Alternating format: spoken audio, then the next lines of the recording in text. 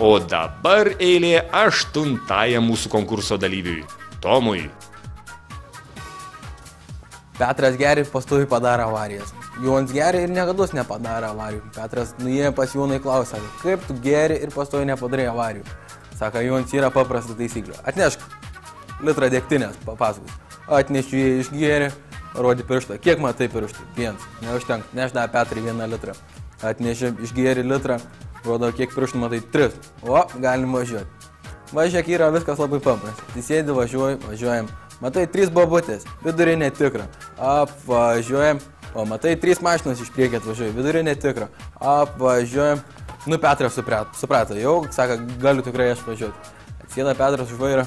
O, 3 tiltai, vidurinis tikras. Apvažiuoja.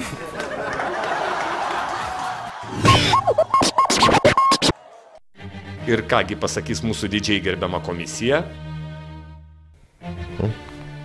Na, Tomo anekdoto irgi buvo galima nuspėti pabaigą. Čia yra dviejoti anekdotų vertinimo standartai. Kaip pasakotojas.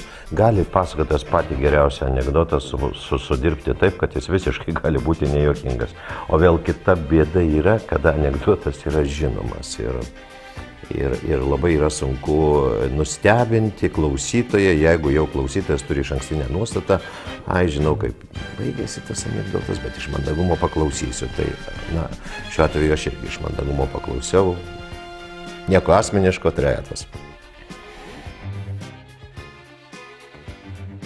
Tomas, aš pasižymėjau anekdotą 3 tiltai. Atvirai pasakius, reiškia, tema skausminga mūsų visuomenėje ir Tomas taip maloniai, iš kitos pusės lengvabūdiškai pasako apie skausmingą temą. Nors iš kitos pusės turiu pasakyti, kad anekdoto druska čia yra labai gera. Faina. Vis tik tai rašau 5 su minusu. Nestiprų 5. Yra įvairiausių anekdotų kategorijų. Tokio tipo anekdotą aš kategorijai duočiau vaikiški anekdotai.